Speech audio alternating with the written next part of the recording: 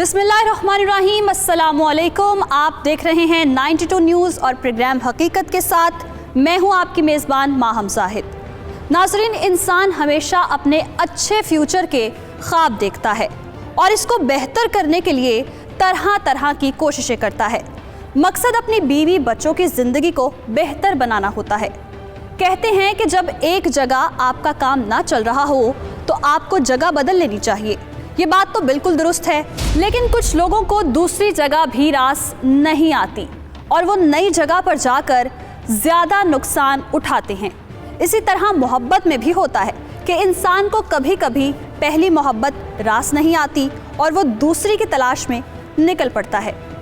इसको लग रहा होता है कि वो दूसरी मोहब्बत पाकर खुश होने वाला है, लेकिन यही मोहब्बत कभी कभी उसके लिए वबाले जान बन जाती है, क्योंकि जब तक मोहब्बत जायज़ और पाकीज़ा ना हो उसका अजर नहीं मिलता, बल्कि इसकी सज़ा मिलती है। एक्स्ट्रा मैरिटल अफेयर्स तो होते ही ख़तरनाक हैं और उनका अंजाम भी ख़तरनाक ही होता है। हमारी आज की कहानी भी इसी तरह के वाक़यात पर मबनी है, जहां अपने अच्छे के लिए उठाया गया कदम गलत हो गया था। और फिर क्या हुआ, आइए देखते हैं।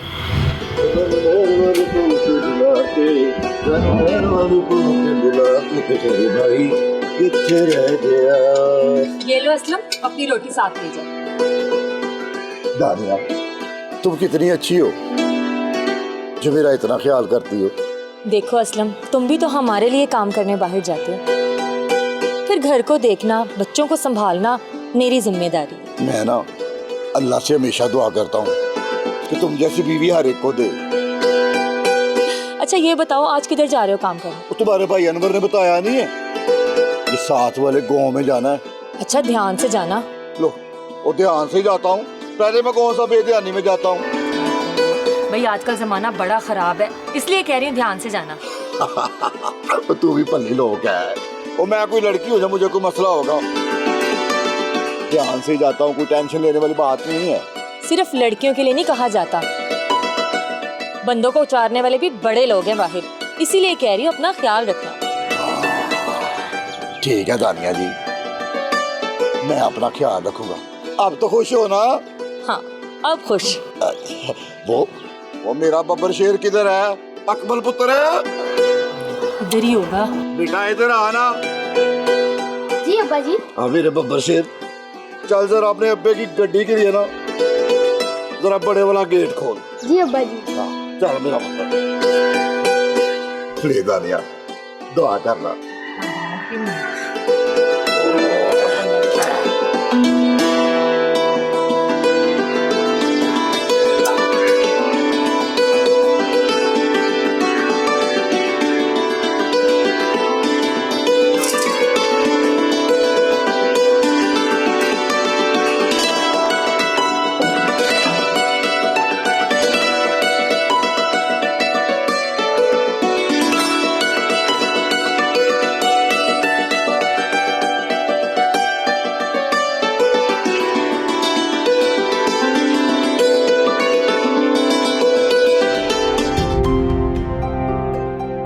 थक गए हो?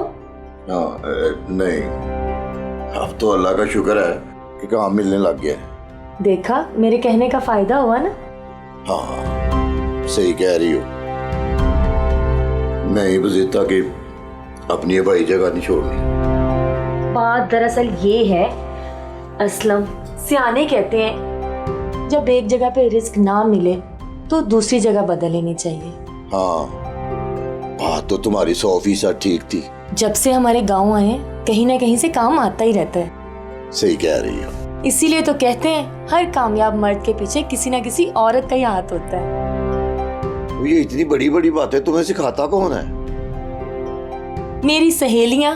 अच्छा, ये अपनी सहेलियों को कहना कुछ और ना सिखा दे, कहीं कोई और मसला बन जाए। देखो असलम, तुम्हें मेरी सहेलियों के बारे में इस तरह नहीं बोलना चाहिए। भाई मजाक कर रहा हूँ, आइंदा ऐसा नहीं होगा। ये हुई ना बात। हाँ।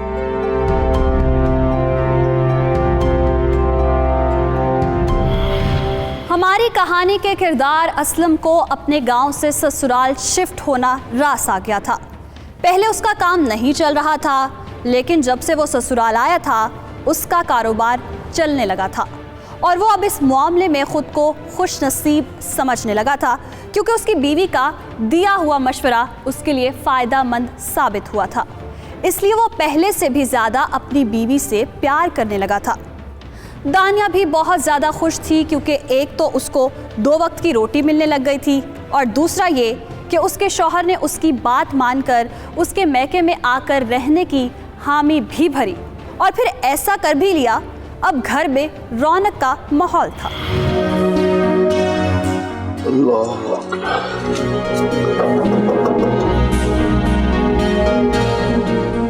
साजिद भाई, आपको मेरा काम कैसा लगा? असलम भाई, आपने तो कमाल कर दिया। आप तो बहुत बड़े मिस्त्री हैं। बस ऐसे ही है।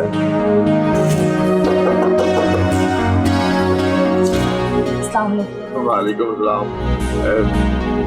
भाई सुबह कितने बजे आना है? हाँ, सुबह 8 बजे। ठीक है, तो फिर मैं आ जाऊंगा। हाँ जी, चलिए। अरे अरे असलम, ऐसे कैसे अपने मेहमान को दरवाजे से बाहर भेज रहे हो तुम? इनको अंदर बुलाओ, चाय पिलाते हैं इनको। तेरे की एक तो ना थकावट की वजह से मेरे ज़हन से बात नहीं निकलती। चले कोई बात नहीं, फिर सही। ऐसा कैसे हो सकता है? आप अंदर आए, आपने असलम के लिए काम निकाला है। आपको एक प्याली मेरे हाथ की चाय पीनी ही पड़ेगी। हाँ, जैसे आपकी मर्जी। आलिया, मैं तो कहता हूँ पहले खाना लगा लो। अरे नहीं नहीं, आज मैं कपड़े धोती रही हूँ सारा दिन। खाने में जरा देर है, इनको चाय पिलाते हैं। मैं तो कहता हूँ चाय का तकल्लुफ ना करें, काफी थकी हुई है। नहीं नहीं, ये ठीक बात नहीं है। आपको चाय हमारी पीनी ही पड़ेगी।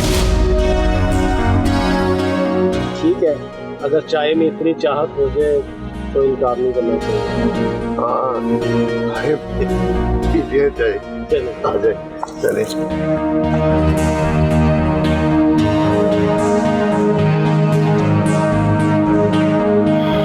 असलम तो साजिद को घर के दरवाजे से ही फारिग करने वाला था, लेकिन दानिया को इस बात का एहसास था कि साजिद ने इसके बंदे की खातिर काम तलाश किया है, तो कम से कम 1 कप चाय तो साजिद का हक है। लेकिन दूसरी तरफ साजिद पहले ही इस बात के लिए तैयार बैठा था कि इसको दावत मिले और वो कबूल कर ले। दानिया के कहते ही इसने चाय पीने की हामी भर ली थी, लेकिन ये बात सिर्फ चाय की हद तक जाती दिखाई नहीं दे रही थी। दानिया की दिलचस्पी और साजिद की हरकतों से लग रहा था कि मामला वाकई चाय से चाहत की तरफ जाता हुआ नजर आ रहा है।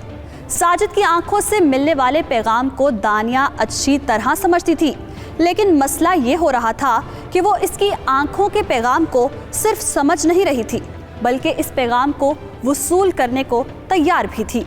यानी वो साजिद के साथ पसंदीदगी या मोहब्बत की पींगे बढ़ाने वाली थी। क्या उनकी आंखों ही आंखों में पलती हुई मोहब्बत के बारे में असलम को मालूम हो सकेगा?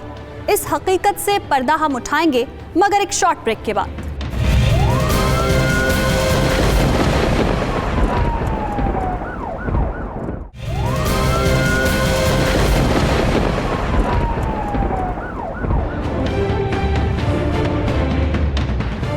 ब्रेक पर जाने से पहले हम बात कर रहे थे उस मोहब्बत की जो साजिद और दानिया के बीच परवान चढ़ रही थी। मोहब्बत कोई बुरा जज्बा नहीं है, लेकिन इस मोहब्बत में बुराई ये थी कि दानिया एक शादीशुदा और 3 बच्चों की माँ थी, जबकि दूसरी तरफ साजिद गैर शादीशुदा था। साजिद को क्या वाकई दानिया अच्छी लगी थी, या फिर वो वक्ती तौर पर टाइम पास के लिए ऐसा करने वाला था? क्या उनकी ये मोहब्बत मुआशरे में और उनके अपने घरों में बिगाड़ पैदा नहीं करने वाली थी? लेकिन जो भी होने वाला था, कहते हैं मोहब्बत अंधी होती है और इसको कुछ पता नहीं होता कि ज़माना सर पर आन खड़ा होता है, तब जाकर अक्ल आती है।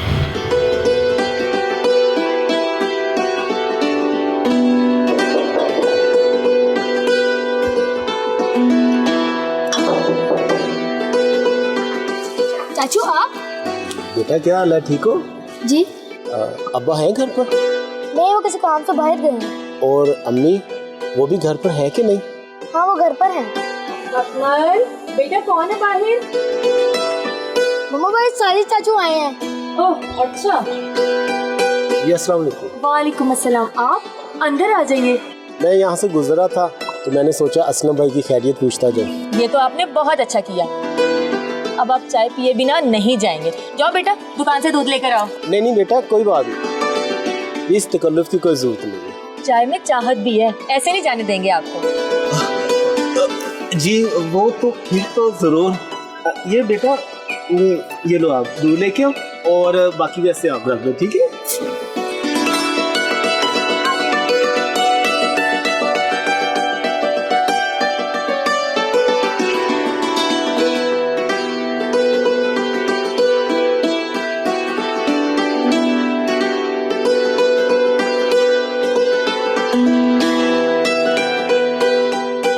बैठिए ना।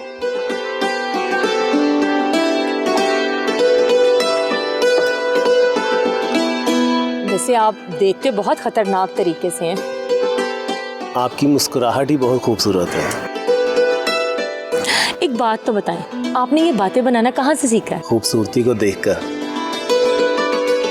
जब हुस्न सामने होता है तो बातें खुद ब खुद आ जाती हैं। आज वो सब कुछ हो गया था जो अभी तक नहीं हुआ था। असलम घर पर नहीं था, ये साजिद की खुशकिस्मती थी। दानिया को भी दिल की आवाज़ निकालने का मौका मिल गया था। इस तन्हाई से फ़ायदा उठाते हुए दोनों ने एक दूसरे से दिल की बातें खुल कर दी और अपनी अपनी मोहब्बत का इकरार भी कर डाला था। अब कोई पर्दा ना रहा था, कोई शक ना रहा था। ये बात वाज़ेह हो चुकी थी कि साजिद भी दानिया को देखते ही रह गया था और उधर दानिया शादीशुदा होकर भी उसकी मोहब्बत में गिरफ्तार हो गई थी और इसको भी साजिद अच्छा लगने लग गया था।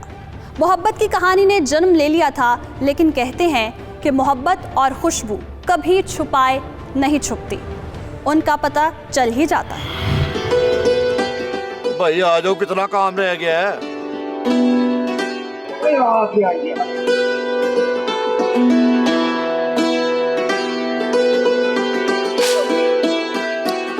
और सुनाओ भाई, क्या हाल? शुक्र है अल्लाह का, तू सुना। हाँ मैं ठीक हूँ। यार मैं ना पहले दानिया को बड़ा बेवकूफ समझता था जब वो तुझे गाँव लाना चाहती थी। मुझे पता है भाई कि तुमने बड़ी मुखालफत की। पूछोगे नहीं क्यों? बता दो। यार वो मिसाल तो सुनी होगी ना तूने कि दामाद की हैसियत ससुराल में कैसी होती। हाँ सुना तो है, लेकिन मुझे यहाँ आकर बड़ी इज्जत मिली है। ओ यार इज्जत तो मिलती है, लेकिन एक इंसान का अंदर भी होता है ना जो उसे कहता रहता है कि यार मैंने ससुराल के नीचे लग के नहीं रहना। हाँ बात तो ये है, लेकिन मेरे साथ कभी ऐसा हुआ नहीं और ना ही मुझे कभी ऐसा लगा है। तो उसकी वजह ये है कि तू मेरी फूफी का बेटा है, तो बहनोई होने से ज्यादा मेरा भाई है तू भाई। हाँ ये तो है। मैं बड़ा बेवकूफ समझता था दानिया को, लेकिन तेरे काम के मामला देखते हुए मुझे अंदाजा हुआ कि इसमें अकल है यार। तो ऐसी बात नहीं है, होता पता क्या है, हम ना औरत को वो मुकाम नहीं देते जिसकी वो हकदार होती है। वो है बड़ी समझदार। वो साजिद है ना, पूरे हफ्ते का काम लेकर आया मेरे लिए। अब देखो, और मेरी अकल चेक करो, और मैंने तो उसे दरवाजे से वापस मोड़ दिया था, लेकिन तानिया ने बड़ी समझदारी की, उसे चाह ऑफर कर दी। असलम ये अखलाकी तौर पे तो ये बहुत अच्छी बात है, लेकिन ये काम वाले जो बंदे अगर इनको तू घर से बाहर रखे ना तो इसमें तेरी बेहतरी है। लेकिन साजिद बुरा बंदा नहीं है।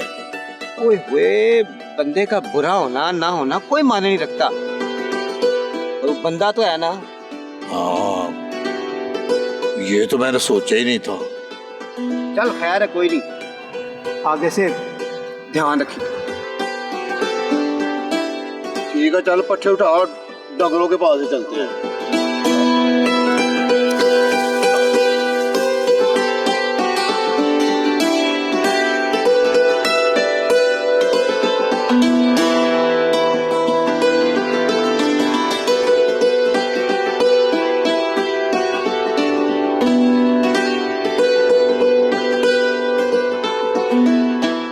अस्सलाम वालेकुम।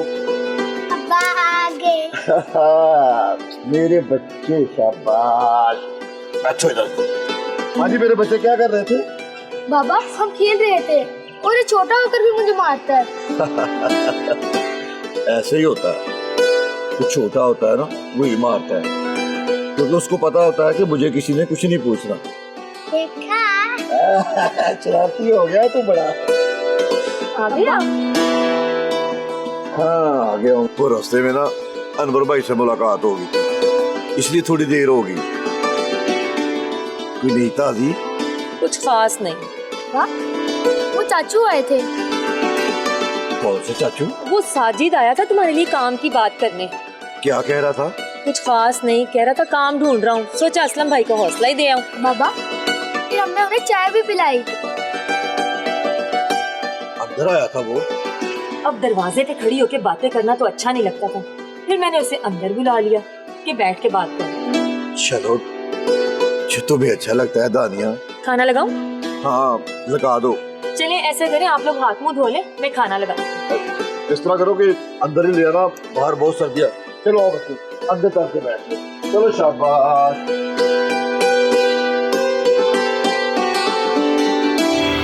दानिया ने असलम के पूछने के बावजूद साजिद की आमद की बात छुपाने की कोशिश की थी, लेकिन बच्चे मन के सच्चे उसके बेटे ने अपने बाप को साजिद के आने की खबर कर दी थी।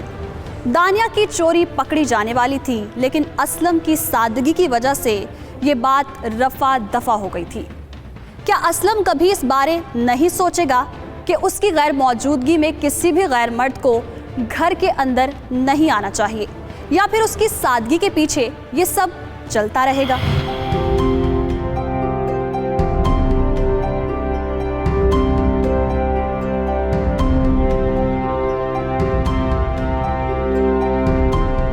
दानिया, हाँ?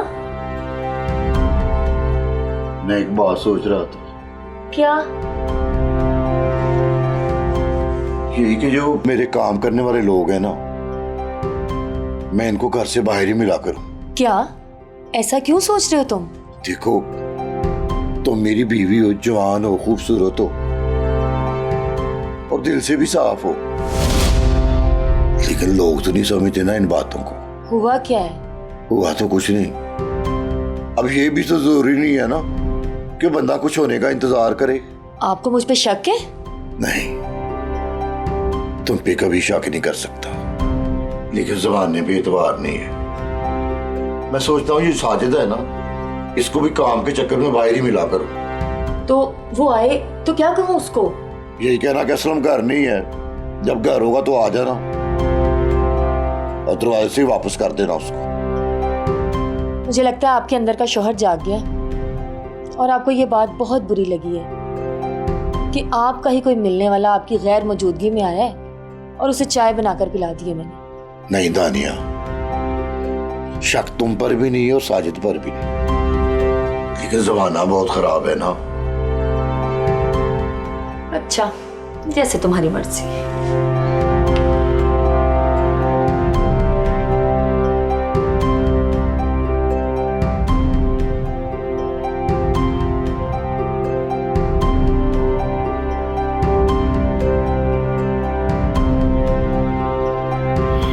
असलम ने अनवर की बात को अपनी जिंदगी पर लागू कर लिया था और दानिया को भी समझा दिया था कि उसकी गैर मौजूदगी में कोई भी जानने वाला बंदा घर के अंदर ना बुलाया जाए, बल्कि इसको घर के बाहर से ही बता दिया जाए कि असलम घर पर नहीं है।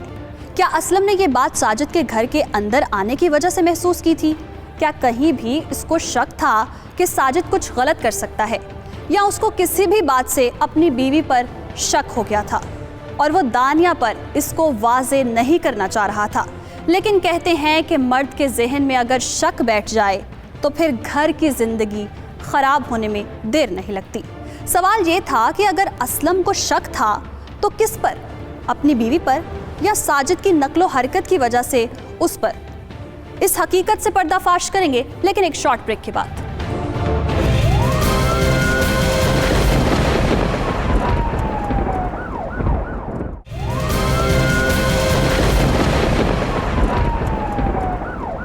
नाज़रीन, ब्रेक पर जाने से पहले हम बात कर रहे थे कि असलम ने अपनी बीवी से वाज़े अल्फाज में ये कह दिया था कि उसकी गैर मौजूदगी में साजिद भी घर के अंदर नहीं आएगा। अब दानिया ने ये सोचना शुरू कर दिया था कि कहीं असलम को शक तो नहीं हो गया, और दूसरा अगर शक हो भी गया है तो फिर अब वो साजिद से कैसे मिल पाएगी।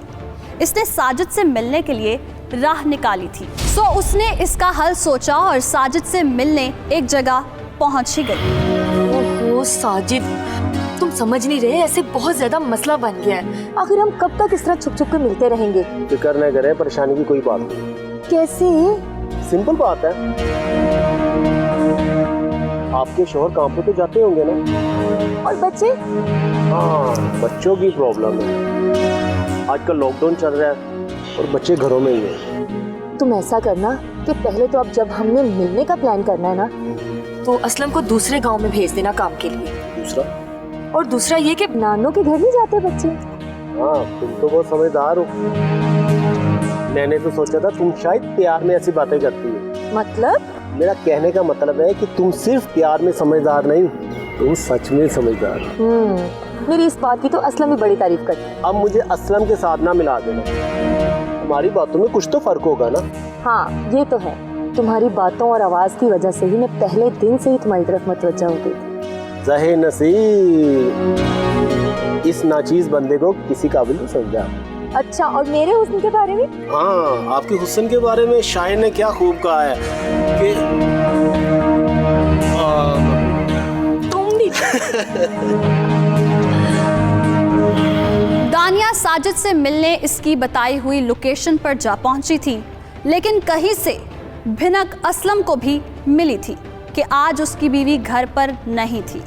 जब इसने ससुराल से मालूम किया तो पता चला कि अपनी माँ की तरफ भी नहीं गई थी, और घर वापसी पर क्योंकि कोई सब्जी या कपड़े भी लेकर नहीं आई, इसलिए ये भी कंफर्म हो गया था कि वो बाजार भी नहीं गई थी।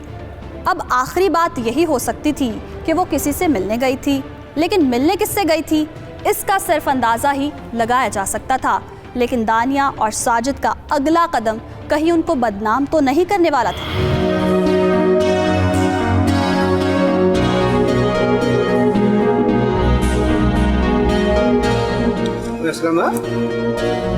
क्या बात है, कुछ परेशान लग रहा है? हाँ, कुछ कहना चाहता है?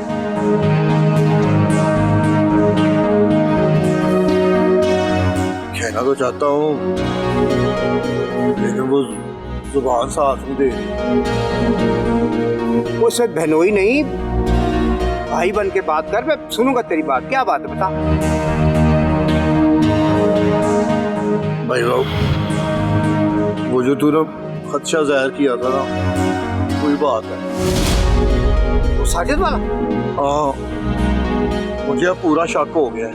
मार दे, दोनों को मार, और पहले तानिया को मार। अभी ऐसा नहीं ना कर सकता, दूसरा एक मसला और भी है। वो क्या? मैंने ना कभी दानिया को मारा नहीं है। वो तेरी इज्जत का जनाजा निकाल रही है और तू उसके लिहाज में पड़ा हुआ। लेकिन वो तुम्हारी बहन भी तो है ना। और मेरी बहन तो है, पर तेरी बीवी भी तो है। मैं चाहता हूँ तुम घर आकर एक दफा उससे बात तो करो।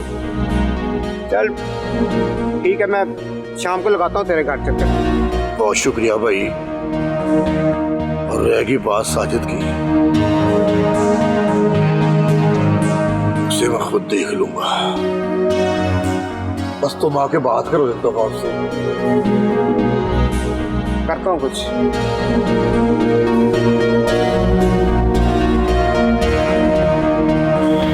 असलम को जो अपनी बीवी की रिपोर्ट मिली थी उस हिसाब से उसने दानिया के भाई अनवर से बात कर दी थी, और अनवर ने यह भी कहा था कि वो दानिया से बात करके समझाएगा इसको। जब बात फैमिली में ओपन हो चुकी तो अब दानिया का रिएक्शन क्या होगा?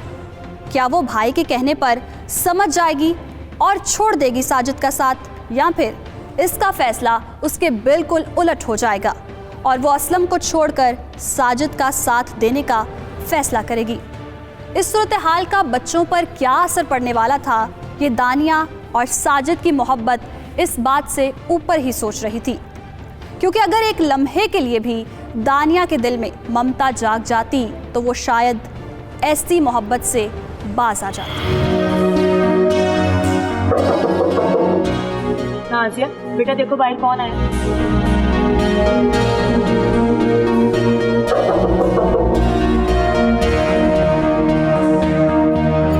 मामू आ गए, मामू आ गए। बेटा ये लो, उन दोनों को भी सुनाओ और अंदर कमरे में बैठो। शाबाश। अस्सलाम वालेकुम भाई। वालेकुम सलाम। रहने दे, सर पे दुपट्टा तो तूने रहने नहीं दिया। भाई दुपट्टा सर पे ही है मेरे। और मैं इस दुपट्टे की बात नहीं कर रहा हूँ, उस दुपट्टे की बात कर रहा हूँ जो तूने हमारे पैरों में रोल देना। पानी लाऊं भाई आपके लिए? पानी ला, थोड़ा सा जहर भी घोल के ले आ उसमें।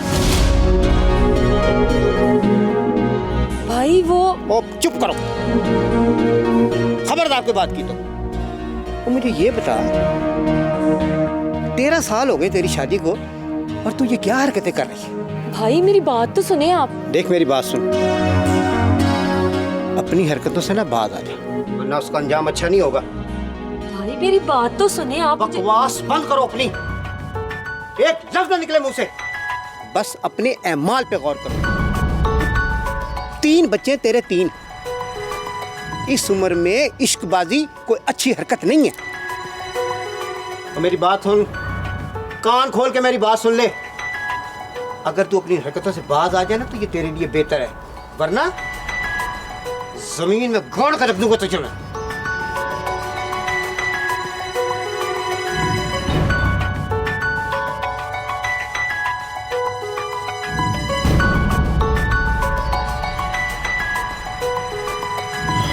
अनवर दानिया का भाई था, इसलिए उसके सामने कुछ भी कहने की हिम्मत तो नहीं हुई उसकी, लेकिन उसने अपनी हरकतों से बाज आने वाली बात पर गौर नहीं किया और फिर इसने साजिद से राबता कर लिया। अब वो फ़ोन पर भी प्लानिंग कर लेते थे और कहीं ना कहीं मिल रहे थे। असलम की तमाम तर कोशिशों के बावजूद दोनों उसके काबू में नहीं आ रहे थे। फिर एक दिन असलम और साजिद का आमना सामना हो ही गया।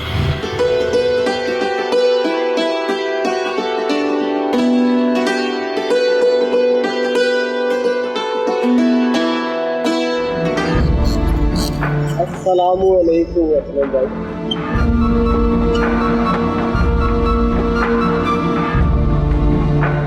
मेरी पीठ में चुरा घोंप है, मुझसे मेरा हाल वाल पूछ रहा है, मैं कैसा हूँ? नहीं असलम, इस अमल पे मेरा इख्तियार नहीं था। तुम मेरा घर बर्बाद करके मेरा मजाक उड़ा रहे हो।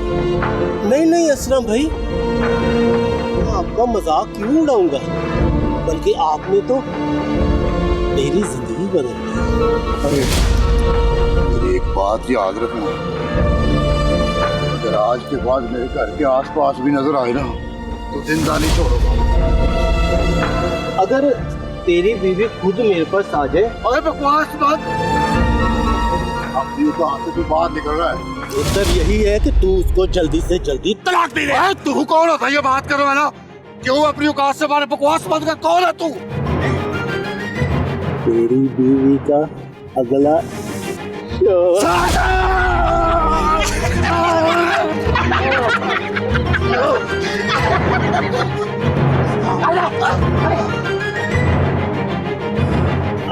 अरे देख लूंगा तुझे अब,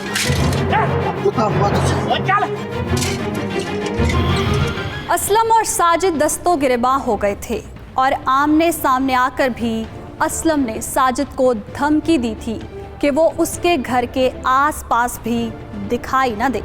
लेकिन क्या वो इसकी बात पर अमल करता हुआ नजर आ रहा था?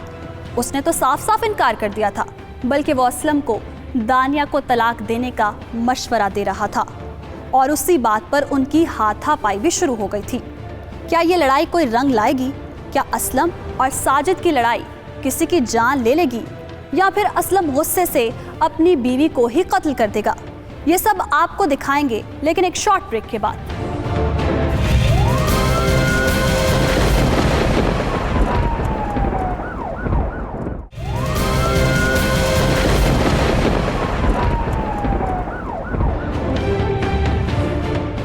पर जाने से पहले बात हो रही थी साजिद और असलम की तल्ख कलामी और एक दूसरे को दी जाने वाली धमकियों की। असलम के लाख समझाने और धमकी देने के बावजूद साजिद अपने अमल से बाज न आया था और वो दानिया से मिल रहा था। दानिया ने भी साजिद को बता दिया था कि उसके भाई अनवर ने भी दानिया को उससे बाज आने को कहा था, लेकिन वो भी इश्क में अंधी हो चुकी थी। ना तो उसको अपने बच्चे दिखाई दे रहे थे और ना ही असलम की 13 साला रिफाकत उसको रोक रही थी। अगर असलम और अनवर उनको नहीं रोक पा रहे थे तो क्या होगा इसका अंजाम? क्या वो इनको राजी कर पाएंगे? क्या दानिया को हो जाएगी तलाक और साजिद और दानिया कर लेंगे शादी? लेकिन ये सब अभी तो नामुमकिन ही नजर आ रहा था। अब क्या किया जाए? फिक्र ना करो, हर चीज का हल होता है। उसने भाई को बता दिया और भाई मुझे धमकी देकर गए हैं। तुम्हारे भाई को तो मैं कुछ नहीं कहूँगा, लेकिन तुम्हारे शोहर का कुछ ना कुछ तो करूँगा। मुझे तो अब डर लगने लग गया। अब डरने का नहीं, लड़ने का वक्त है। अब हमें कदम आगे बढ़ाना पड़ेगा। तुम पर भरोसे की वजह से तो इतना बड़ा कदम उठाया मैंने। अच्छा एक बात बताओ, तुम अपने शोहर को जहर दे सकती हो? कैसी बातें कर रहे हो? सीधा शक मुझ पे जाएगा। हाँ ये तो है। क्या उसे मारना चाहते हो? मजबूरी है, और तो कोई हल नहीं। क्या करें? मैं तो कहती हूँ कोई और हल सोच लो। सोचता हूँ इस मोहब्बत में किसी एक को तो कुर्बानी देनी पड़ेगी। खून खराबे के बगैर हो जाए तो ज्यादा ठीक है। तलाक तो तुम्हें वो देगा नहीं, और मैं तुम्हारे बगैर रह नहीं सकता। रह तो मैं भी तुम्हारे बगैर नहीं सकती। जो भी हल निकालना है जल्दी निकालो, मैं तुम्हारे साथ हूँ। पहले ये करो, असलम और अनवर को लगना चाहिए कि तुमने उसकी बात मानी। मतलब? फिर उसके बाद मैं तुम्हें बताऊंगा कि हमें क्या करना। दोनों पार्टियां एक दूसरे के खिलाफ प्लानिंग करने में मसरूफ हो चुकी थी। घर में असलम और दानिया के मामलात भी नॉर्मल हो चुके थे। लगता था जिंदगी नॉर्मल हो चुकी है, लेकिन दोनों फिरकैन अंदर से नॉर्मल नहीं हुए थे और अपने अपने मकासद के हसूल के लिए कोशां थे। अब किसकी प्लानिंग पहले कामयाब होती है ये तो वक्त आने पर ही पता चलेगा। बस जिस बात की खबर नहीं थी वो ये कि दोनों के जहन में चल क्या रहा था, प्लानिंग थी क्या, और क्या दोनों फिरकैन में से किसी एक की प्लानिंग कामयाब होने वाली थी या फिर दोनों ही नाकामी से दो चार होने वाले थे। आने वाले चंद दिन बड़े ही खतरनाक थे।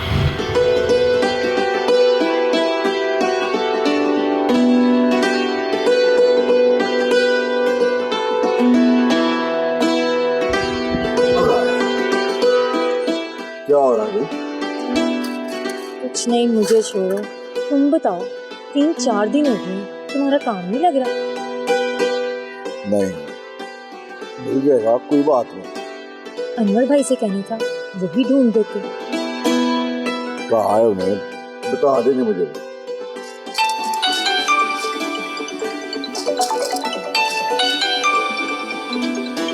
इसका फोन है?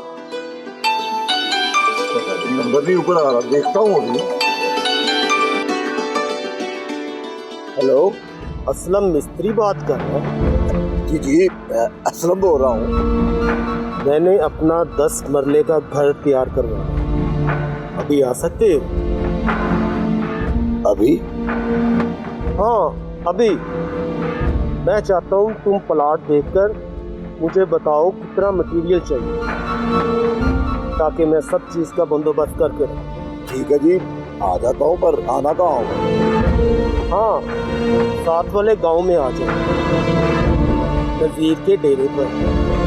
ठीक है जी, आ जाता हूँ। अल्लाह हाफ़िज़।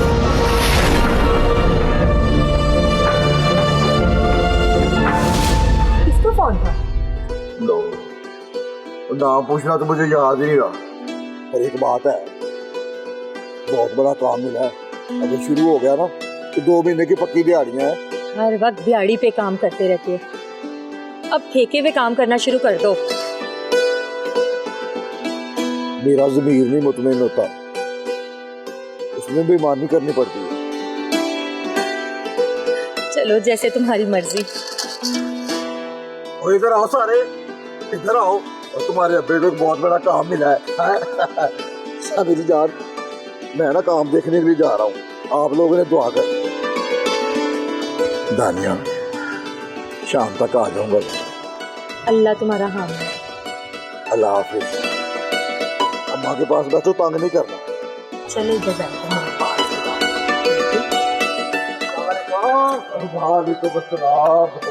मैं बिल्कुल ठीक हूँ, मैं बस फोन करने ही लगा था। हाँ भाई, वो ना साथ वाले गाँव में ना वहाँ पे एक बहुत बड़ा काम है, तो मैं जरा वो लोकेशन भी देखने जा रहा हूँ और बंदे से भी मिला। मैं चलूँ साथ? नहीं नहीं, तुम बच्चों के पास बैठो, मैं बस यूँगा और 2 घंटे में वापस आया। चल जैसी तेरी मर्जी, ध्यान से जाओ और ख्याल रखिए अपना। हाँ, और बच्चों का भी ख्याल रखना। दानिया, मैं बस आया। अल्लाह तुम्हारा हाम है। वालेकुम सलाम, क्या हाल है बेटा? ठीक हो? तेरा अल्लाह का, आप ठीक हो?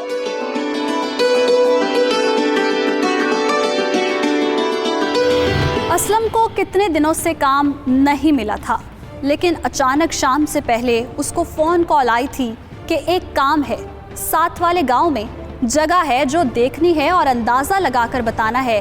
वो भी खुश था कि एक लंबा काम हाथ लगा है। लेकिन दानिया क्यों खुश नज़र आ रही थी? मौजूदा हालात में तो दोनों पार्टियां ठंडी हो चुकी थी और कोई भी एक दूसरे के खिलाफ कुछ नहीं कर रहा था या फिर कर पा नहीं रहा था। ये फ़ोन कॉल किसकी थी? कहीं ये असलम की मौत का परवाना तो नहीं था? क्या राज था इस कॉल के पीछे? आइए देखते हैं।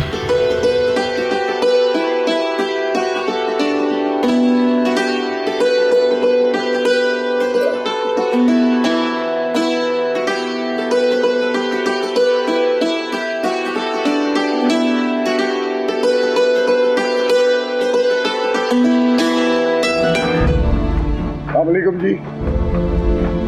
तो जी आपने मुझे बुलाया था, कहाँ है आपका प्लान? तुम तू तो सिर्फ धमकियां देता है ना, अमल तो मैं तुझे करके दिखाऊंगा। तो तुमने ये सारा प्लान मुझे मारने के लिए बनाया है? शाम के वक्त कौन यहाँ पे प्लाट दिखाता है किसी को? हाँ हाँ, प्लाट तो है, मगर तेरी मौत का। चल भाग। भाग, कहाँ तक भागता है तू? भाग।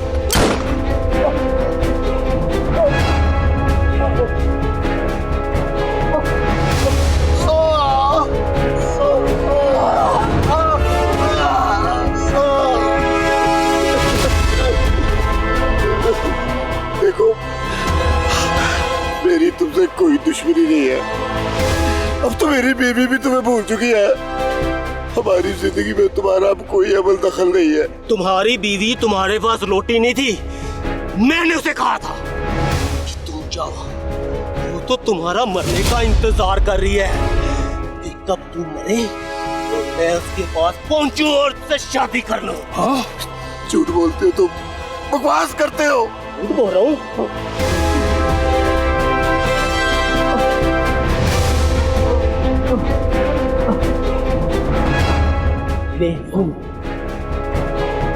जी मेरी जान, काम हो गया?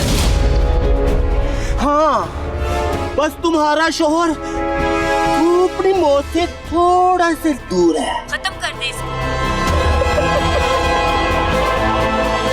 हाँ, बोल अब, बोल। मैंने तुझे कहा था ना, ये तलाक दे दे, ये तलाक दे दे।